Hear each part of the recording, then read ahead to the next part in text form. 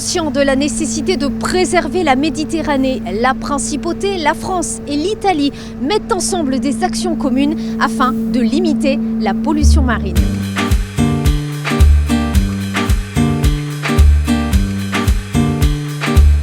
De cette volonté de protéger les eaux du littoral méditerranéen naît l'accord Ramoge en 1976 sous l'impulsion du prince Régnier III. Ratifié par les 3 pays, il s'inscrit dans le cadre de la Convention de Barcelone et c'est seulement en 1981 qu'il entre en vigueur. Dans ce cadre et face à la catastrophe du naufrage à Veynes en 1991, le plan Ramoge-Pol voit le jour quelques années plus tard. Une véritable coopération opérationnelle en mer. Le fait de pouvoir mettre 3 pays en commun pour lutter contre un phénomène aussi dévastateur qu'une pollution en mer par hydrocarbures ou encore par des produits caustiques ou des produits polluants, c'est déjà beaucoup. Alors il y a certainement des choses qui sont perfectibles. Tous les ans on s'améliore. Il n'y a pas de solution miracle et l'idée c'est de travailler, d'impliquer petit à petit toute une chaîne de personnes qui soient capables de répondre de manière tout à fait spontanée, on va dire, à un événement majeur qui se déclencherait dans notre belle Méditerranée.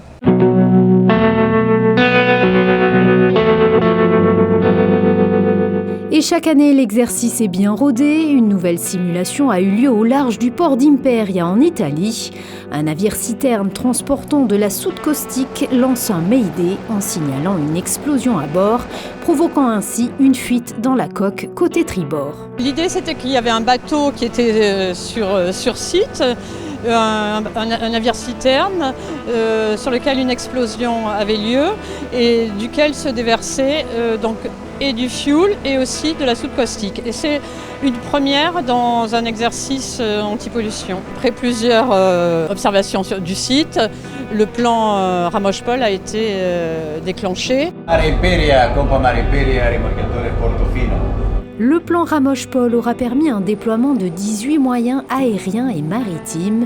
Au cours de l'exercice, pas moins de 3 systèmes de prévision de déplacement d'hydrocarbures ont été activés, mis en œuvre par le ministère de la Transition écologique et par l'intermédiaire de la société Castaglia à bord du Portofino, un navire anti-pollution. Chacun à son poste, ces hommes ont acquis des réflexes communs. Ils ont aujourd'hui la capacité d'intervenir rapidement en cas de pollution accidentelle. Le process est très précis.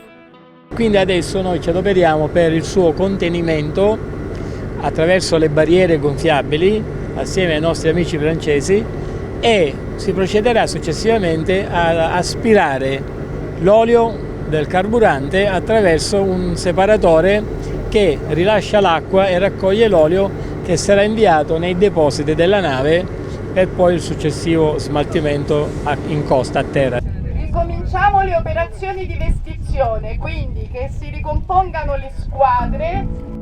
Pour la première fois, le ministère a également proposé une simulation de nettoyage du littoral, augmentant ainsi le réalisme de l'opération. Pour la 2e année consécutive, la Principauté avait mis à disposition de l'Italie la vedette Princesse Gabriella. La division de la police maritime et aéroportuaire de Monaco s'est placée à cette occasion en tant que soutien. Monaco a mis encore cette année en œuvre 2 moyens nautiques.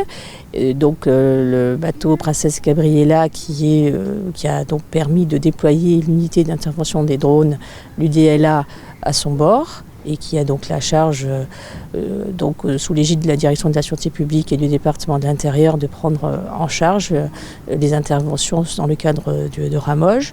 Et il y avait également la Direction des Affaires maritimes qui a déployé un moyen, le Vitamar 3, à bord duquel il y avait des observateurs. Et puis cette année, nous avions également les sapeurs-pompiers, la compagnie des sapeurs-pompiers de Monaco. Donc globalement, c'est un bilan très positif. Et puis donc bien sûr, un accueil exceptionnel en Italie et une organisation parfaite du secrétariat Ramoge pour nous orchestrer l'ensemble de ces interventions. Vous venez de le voir, d'importants moyens maritimes et aéroportuaires sont aujourd'hui, grâce au plan Ramoge-Pol, au service de l'environnement.